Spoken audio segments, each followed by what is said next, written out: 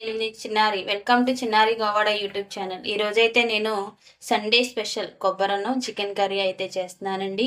ఈ రెండు కాంబినేషన్ అయితే చాలా బాగుంటుందండి. నేను ఈ ప్రాసెస్ ఎలా చేయాలో మీకు చూపిస్తాను. ఒక్కసారి తినాలంటే మళ్ళీ మళ్ళీ తినాలనిపించే రుచిలో ఉంటుందండి. తక్కువ ఇంగ్రీడియంట్స్తో తక్కువ టైంలో ఇదైతే మనం ప్రిపేర్ చేసుకోవచ్చు. వంట రాని వాళ్ళు కూడా చక్కగా చేసుకునేలాగా నేనైతే మీకు చేసి చూపిస్తాను. ఇప్పుడు కొబ్బరికాయలని అయితే తీసుకున్నాను. ఈ 2 కొబ్బరికాయలని నేను చక్కగా పగలగొట్టుకుని ఇదిగో ఇలా ముక్కలుగా అయితే నేను కట్ చేసి పెట్టుకున్నాను. కొబ్బరి ముక్కల్ని నేను మిక్సీ జార్‌లోకి వేసుకొని కొంచెం కొంచెం వాటర్ ఏసుకుంటూ దీన్ని నేను గ్రైండ్ చేసుకొని దీని నుంచి కొబ్బరి పాలనేది రెడీ చేసుకుంటాను. ఇలా మనం కొంచెం కొంచెం వాటర్ ఏసుకుంటూ కొబ్బరి అనేది ఇదిగోండి ఇలా కొంచెం కొంచెం వాటర్ ఏసుకుంటూ చక్కగా కొబ్బరి పాలననేవి మనం మిక్సీ పట్టుకుంటూ ఉండాలి. గ్రైండ్ చేసి తీసేసుకున్నాను. ఇప్పుడు ఒక బౌల్లోకి కొబ్బరి పాలు అనేవి వడగట్టుకుందాం. ఇలా గిన్నె మీద ఒక కాటన్ క్లాత్ అనేది పెట్టుకుని ఈ కొబ్బరి మిశ్రమాన్ని అనేది ఇందులోకి వేసుకుని కొబ్బరి పాలు అనేది మనం రెడీ చేసుకుందాం.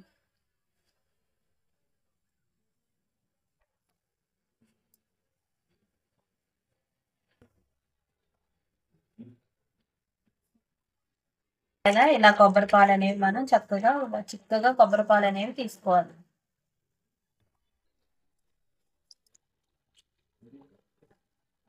మళ్ళీ ఒకసారి ఈ పిప్పునైతే కొంచెం వాటర్ వేసుకుని మిక్సీ పట్టుకుని మళ్ళీ కొంచెం పాలు తీసుకున్నాం.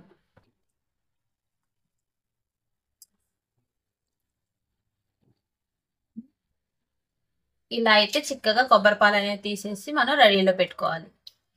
ఇప్పుడైతే మనం కొబ్బరన్నం వండుకుందాం. ఫస్ట్గా నేను గ్యాస్ ఆన్ చేసుకుని దాని మీద ఒక దాకనైతే పెట్టుకున్నాను. అందులోకి ఫస్ట్ నేను నెయ్యిని తీసుకుంటున్నాను.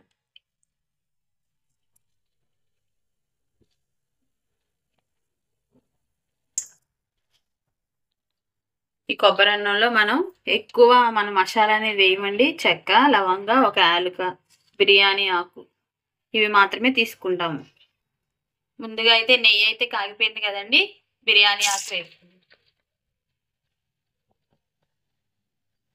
అలాగే చెక్క, లవంగ, ఒక యాలుక.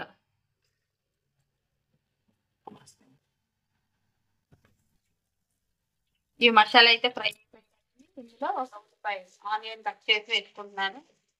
అలాగే 2 పచ్చిమిర్చి రెడ్ కలర్ లో వచ్చే వరకు దీన్ని ఫ్రై చేసుకోవాలి. అలాగే ఇందులో కొన్ని జీడిపప్పులు అయితే వేసుకుంటున్నాను.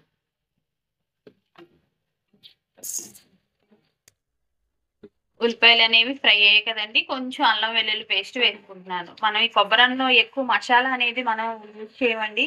ఎందుకంటే ఆ కొబ్బరి ఫ్లేవర్ తెలియడం కోసం. కొబ్బరి పాలతో అన్నం ఉడికినప్పుడు ఆ టేస్ట్ అనేది కమ్మగా ఉంటది. అందుకే మనం మసాలా అనేవి ఎక్కువ వేయము అనమాట కొబ్బరన్నంలో.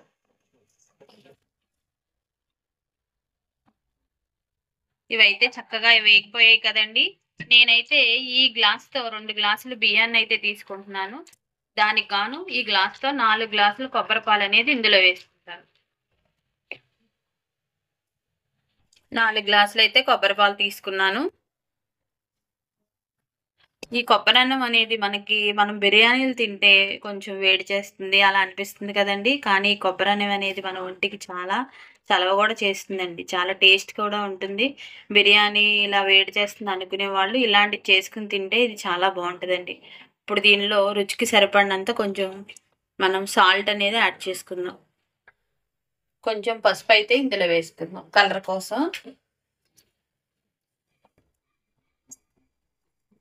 ఇప్పుడు కొబ్బరి పాలు అయితే చక్కగా మరుగుతున్నాయి కదండి. ఆల్రెడీ నేను 2 గ్లాసులు బియ్యాన్ని ఇలా కడిగేసి పెట్టేసుకున్నాను. అవి అయితే ఇందులో వేసేసుకుని నేనైతే మామూలు బియ్యమే వాడుతున్నానండి, ఇంట్లో వాడే బియ్యం.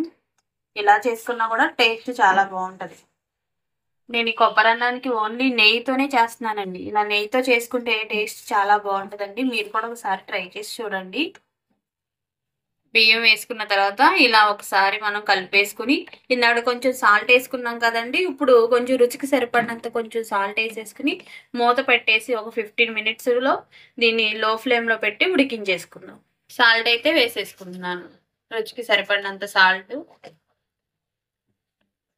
మూత పెట్టేసి దీన్ని ఒక పావు గంట సేపు మనం ఉడికించేసుకుని స్లోలో పెట్టుకోవాలండి గ్యాస్. ఉడికించుకుందాం. దీనికి ఇంతలోకి ఇది అన్నం మనకి రెడీ అయ్యే లోపల ఈ కొబ్బరన్నానికి కాంబినేషన్ చికెన్ కర్రీ అనేది నేను ప్రిపేర్ చేసి చూపిస్తాను. చికెన్ కర్రీకి అయితే నేను 2 ఆనియన్స్ కట్ చేసి పెట్టుకున్నాను. అలాగే ఒక 3 పచ్చిమిర్చి అయితే వేసుకుని ఇదైతే పేస్ట్ చేసుకుందాం. ముందుగా అయితే చికెన్ కర్రీ చేసుకోవడానికి బాండి పెట్టుకుని కర్రీకి సరిపడినంత ఆయిల్ తీసుకుంటున్నాను. నేనైతే ఒక 4 స్పూన్స్ వరకు ఆయిల్ తీసుకుంటున్నాను. ఆయిల్ అనేది హీటెక్కిందండి. కొంచెం మనం కరివేపాకు వేసుకుందాం. ముందుగా రెడీ చేసి పెట్టుకున్నాం కదండి ఉల్లిపాయ అలాగే పచ్చిమిర్చి పేస్ట్ అయితే ఈ ఆయిల్లో వేసేసుకుందాం. ఇది ఈ ఉల్లిపాయ పేస్ట్ అనేది పచ్చి వాసన పోయే వరకు మనం ఫ్రై చేసుకోవాలండి చక్కగా. ఇదిగోండి ఉల్లిపాయ పేస్ట్ అయితే మనకి ఫ్రై అవుతూ ఉంది కదా, అంతలోకి మనం చికెన్, నేను 1/2 కిలో చికెన్ తీసుకున్నానండి. చక్కగా నీట్గా కడిగి పెట్టేసుకున్నాను. ఇందులో రుచికి సరిపడినంత సాల్ట్, అలాగే రుచికి సరిపడినంత కారం. ఈ ఉప్పు కారం అనేది చికెన్కు పట్టేటట్టు చక్కగా కలిపేసుకుని మనం పక్కన పెట్టేసుకుందాం. చూసారు కదండి, ఇలా కలిపేసి పక్కన పెట్టేసుకుందాం. ఉల్లిపాయలు అయితే చక్కగా ఫ్రై అయిపోయాయి కదండి. ఇందులోకి మనం ఒక స్పూన్ ఫ్రెష్గా దంచి పెట్టుకున్న అల్లం వెల్లుల్లి పేస్ట్ వేసుకుందాం. ఈ అల్లం వెల్లుల్లి పేస్ట్ కూడా చక్కగా పచ్చి వాసన పోయే వరకు ఫ్రై చేసుకుందాం. ఈ చికెన్ కొబ్బరన్నం చాలా కాంబినేషన్ అనేది చాలా బాగుంటుందండి. మీరు కూడా ట్రై చేసి చూడండి. కొబ్బరన్నంలోకి చికెనే మంచి టేస్ట్ అనిపిస్తుందండి. అల్లం వెల్లుల్లి పేస్ట్ కూడా చక్కగా ఫ్రై అయిపోయిందండి. మనకి రెడ్ కలర్లో కనిపిస్తుంది చూసారా. ఇప్పుడు మనం ఆల్రెడీ ముందే మ్యాగ్నేట్ చేసి పెట్టుకున్నాం కదా చికెన్లో, ఉప్పు కారం వేసేసి ఆ చికెన్ అయితే ఇందులో వేసేసుకుందాం.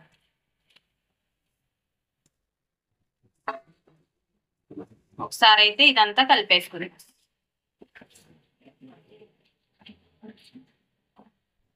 చూస్తున్నారు కదండి, ఇలా కలిపేసుకున్న తర్వాత మూత పట్టేసి మనం చక్కగా ఈ కూర అనేది మగ్గించుకుందాం. చికెన్ కర్రీ అయితే మనకు ఉడుకుతుంది కదండి. ఒకసారి కొబ్బరన్నం అయితే మనం చూసుకుందాం ఎంతవరకు ఉడికిందని. చూసారు కదండి, కొబ్బరన్నం చక్కగా మనకి ఉడికిపోయింది. చూడండి ఒకసారి, ఇంకొంచెం తడి ఉంది. ఆ కర్రీ అయ్యే లోపల ఈ అన్నం కూడా మనకి చక్కగా ఉడికిపోతుంది. కొంచెం కొత్తిమీర, కొంచెం పుదీనా ఆకులు అయితే పైన వేసేసుకుందాం. ఇలా 5 మినిట్స్ అయితే అయిపోయిందండి. చికెన్ ఎలా మగ్గిందో చెప్పుకుందాం. చూసారు కదండి, చక్కగా చికెన్ అనేది మగ్గిపోతూ ఉంది. ఒకసారి కలయి తిప్పుకుందండి. అయితే చక్కగా చికెన్ అయితే చక్కగా ఇదిగో మగ్గుతుంది కదండి. ఇప్పుడు మనం ఒక గ్లాస్ వాటర్ అనేది యాడ్ చేసుకుందాం. ఎందుకోసం అంటే గ్రేవీ కోసం మనకి. ఇప్పుడైతే మూత పెట్టేసుకుని మనం ఒక 20 మినిట్స్ లోపు ఈ కర్రీ అనేది రెడీ అయిపోతుందండి. 20 నిమిషాలు అయితే అయిపోయింది కదండి. చికెన్ ఎంతవరకు చూసారండి, చికెన్ కూర చక్కగా మనకు ఉడికిపోయింది. ఇందులో కొంచెం మనం రుచికి సరిపడినంత గరం మసాలా అనేది వేసుకున్నాం. సన్నగా తరిగి పెట్టుకున్న కొత్తిమీర. మనకైతే చికెన్ కూర అనేది రెడీ అయిపోయిందండి. ఒకసారి చూసుకుందాం. చూస్తున్నారు కదండి, చికెన్ కూర అయితే చక్కగా రెడీ అయిపోయింది. స్టవ్ అనేది ఆఫ్ చేసుకుందాం. కొబ్బరన్నం ఒకసారి చెక్ చేసుకుందాం. చూసారు కదండి, కొబ్బరన్నం కూడా చక్కగా ఉడికిపోయింది. దీని స్టవ్ కూడా ఆఫ్ చేసేసుకుందాం. చూసారు కదండి, చక్కగా కొబ్బరన్నం అయితే చక్కగా పొడి పొడిలాడుతూ ఉడికిపోయింది. ప్లేట్లోకి సర్వ్ చేసుకుందాం. తీస్తుంటేనే మంచి స్మెల్ వస్తుందండి, గుమాయించి కొడుతుంది. ఈ 2 కాంబినేషన్ చాలా బాగుంటుంది. ఈ కొబ్బరన్నంలో ఇలా నిమ్మకాయ పిండుకుని చికెన్ కలుపుకుని ఉల్లిపాయ కాంబినేషన్తో కనుక తింటే ఆహా, ఆ టేస్టే వేరండి. చికెన్ కూడా చాలా జ్యూసీగా ఉంది, చాలా బాగుంది. మీరు కూడా ఒకసారి ట్రై చేయండి.